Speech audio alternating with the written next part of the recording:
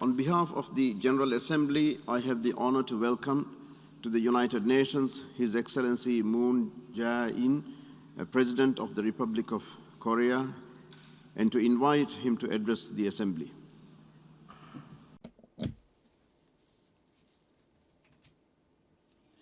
President Abdullah Shahid, Secretary General Antonio Guterres, distinguished delegates. Standing before you again in 2 years at the UN General Assembly, I am keenly reminded of the precious normal daily lives that had been lost. Guided by the leadership of President Shahid, who assumed presidency of the 76th session of the UNGA, I hope the international community will gather its wisdom and work in partnership to tackle global crises. For the past 5 years, Secretary General Guterres has worked tirelessly to revitalize and reform the UN, and I offer my sincere congratulations and respect to you, Mr. Secretary General, for your re-election victory. I am most certain that you will make greater strides in the key agenda dearest to your heart, such as peacekeeping operations, climate change, response, and SDGs. I hope that the UNGA session this year will impart to the people of the world a message of hope that we will emerge victorious from the pandemic and climate crisis and attain sustainable development. Mr. President, Mr. Secretary General, and distinguished delegates, humans by nature build and live together in communities. Resorting to collective intellect and mutual aid in those communities, humanity has prevailed over a myriad of infectious diseases and lived in coexistence. The COVID-19 pandemic will also be surmounted by the love of humanity and solidarity, and at its center, the UN shall stand. In our fight against the coronavirus, borders were crossed to share genomic information, vaccines were successfully launched through close collaboration, and therapeutics are also being developed at a rapid pace. A triumph over COVID-19 demands us to break down barriers. The horizons of our lives and thoughts have extended from villages to countries, and from countries to the entire planet. This, I reckon, is the coming of an era of global community. In this era of global community, we employ one another and work with one another. We gather our wisdom together and we act together. To date, countries with advanced economy and more power have taken the lead in the world. Yet, from now, all nations are called upon to move in tandem with their best possible goals and approaches in pursuing sustainable development. As the pivot of such cooperation and action, the UN will be asked to take on a larger role than now. Founders of the UN, having gone through the scourge of 2 world wars, aspired to establish an order for world peace. Now, the UN is requested to recommend a new set of rules and goals as it ushers in this era of global community. To facilitate mutually beneficial cooperation within the framework of multilateral order, the UN must become an institution that builds trust among nations, an institution that brings together the commitment and capabilities of the community of nations to galvanize action. The Republic of Korea will take an active part in the international order of solidarity and cooperation to be led by the UN. Korea, a newly independent state after World War II, was able to build a democracy and a strong economy with the support of the UN and the international community. Now, a responsible member of the international community, Korea is determined to step up its efforts to help countries prosper together and embrace one another. Korea will take the lead in putting forward a vision for partnership and coexistence that can be shared by developed and developing countries alike. A task most urgent for the global community is delivering an inclusive recovery from the coronavirus crisis. Low-income families, the elderly, and other vulnerable groups were left most widely exposed to the threat of the virus. Socioeconomic problems built up over the years were brought to the fore by the pandemic. Poverty and hunger have deepened. From income jobs to education, gaps widened across gender, class, and countries. The UN has been calling for reducing such inequalities already for years by putting forth the Sustainable Development Goals for 2030. Now, it is incumbent upon all members of the UN to work with greater vigor to realize the SDGs. Korea will stand together to help all people in every country live without the fear of coronavirus. We will deliver on our $200 million pledge to COVAX AMC. As one of the global vaccine production hubs, we will strive for an equitable and expeditious supply of COVID-19 vaccines. Korea will also stand at the vanguard of the endeavors to achieve the SDGs. In a bid to defeat the pandemic and make a new leap forward, we are pushing ahead with the Korean New Deal policy. Notably, we are reinforcing employment and social safety nets and expanding investment in people under the Human New Deal to realize an inclusive recovery that puts people first. Our policy experience from the Korean New Deal will be shared with the rest of the world.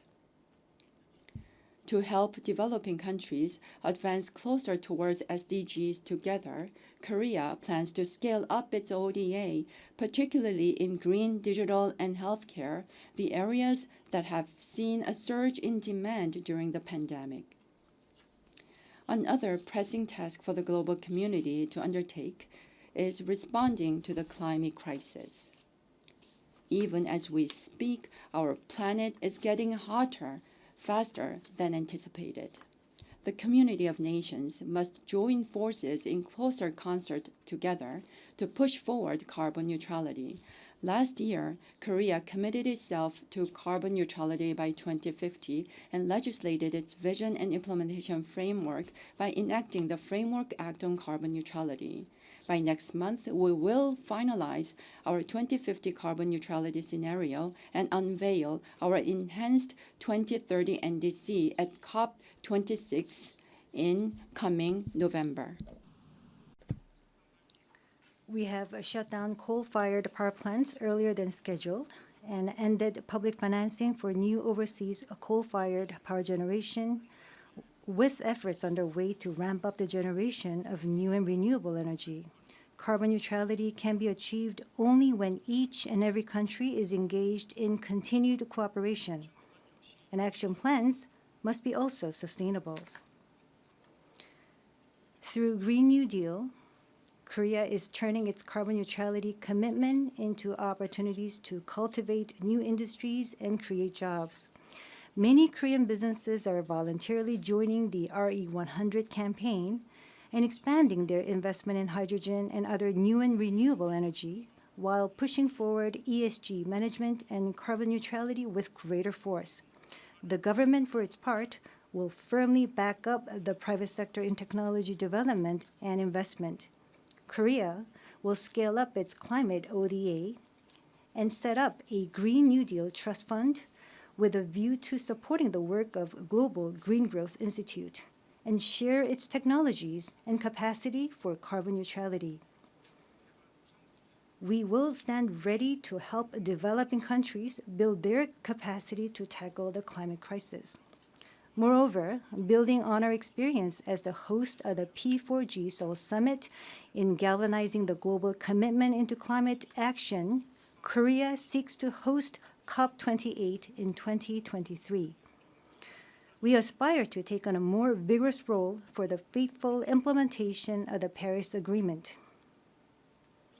Mr. President, Mr. Secretary General, and distinguished delegates, the most ardent dream of the global community is creating a life that is peaceful and secure.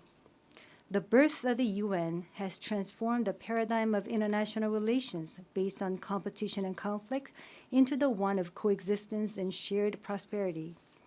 The UN has endeavored to replace the incomplete peace maintained by the balance of power with sustainable peace grounded in cooperation, thereby promoting freedom for entire humanity. To ensure a complete, lasting peace, which will begin taking firm root on the Korean Peninsula, Korea remains fully committed to doing its part. Envisioning a denuclearized, co-prosperous Korean Peninsula, the government of the Republic of Korea has steadily carried forward the Korean Peninsula peace process and amid the support of the international community achieved historic milestones. The Panmunjeom Declaration, Pyongyang Joint Declaration of September 2018, and military agreement resulting from the Inter-Korean Summit, as well as the Singapore Declaration from the U.S.-North Korea Summit. Peace on the Korean Peninsula begins always with dialogue and cooperation. I call for speedy resumption of dialogue between the two Koreas and between the United States and North Korea. I hope to see that the Korean Peninsula will prove the power of dialogue and cooperation in fostering peace. 2 years ago, in this very place, I declared zero tolerance for war, mutual security guarantee, and co-prosperity as the 3 principles in resolving issues related to the Korean Peninsula. Last year, I proposed a declaration to ending the war on the Korean Peninsula. More than anything, an end the war declaration will mark a pivotal point of departure in creating a new order of reconciliation and cooperation on the Korean Peninsula. Today, I once again urge the community of nations to mobilize its strength for the End the War Declaration on the Korean Peninsula, and propose that 3 parties of the 2 Koreas and the United States, or 4 parties of the 2 Koreas, the U.S., and China, come together and declare that the war on the Korean Peninsula is over. When the parties involved in the Korean War stand together and proclaim an end to the war, I believe we can make irreversible progress in denuclearization and usher in an era of complete peace.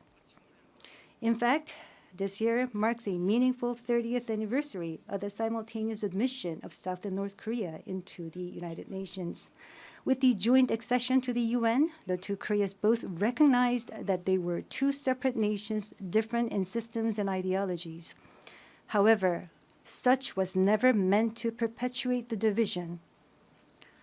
For when we acknowledged and respected each other, only then could we set out on a path to exchange, reconciliation, and unification. When the 2 Koreas and the surrounding nations work together, peace will be firmly established on the Korean Peninsula, and prosperity fostered across entire Northeast Asia. That will go down as a Korean Peninsula model in which peace is attained through cooperation. North Korea, for its part, must brace for changes that befit the era of global community. I expect that the international community, together with Korea, remain always ready and willing to reach out to North Korea in a cooperative spirit. Heeding the yearnings of the separated families already advanced in age, we must lose no time in pressing ahead with their reunions.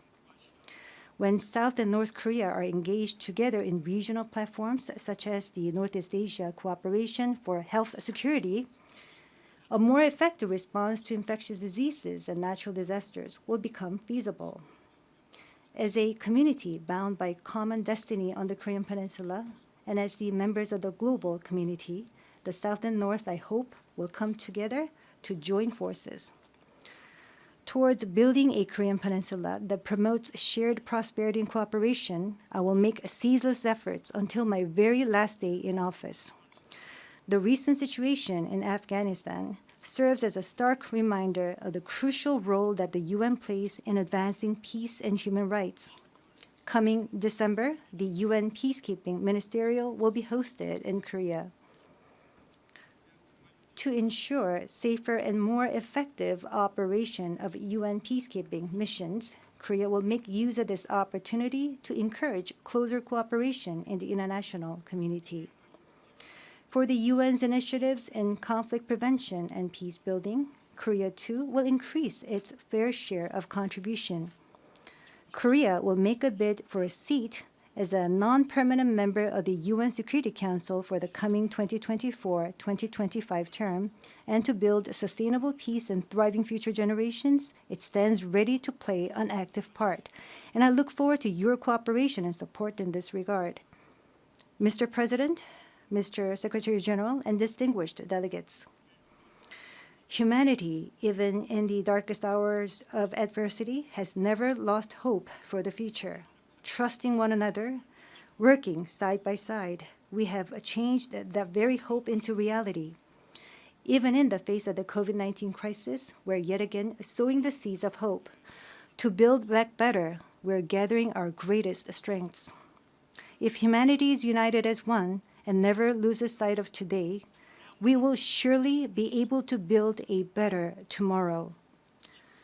As humanity embarks on a new journey for ushering in the era of global community, I count on the United Nations to lead the way with a spirit of solidarity and cooperation. Thank you.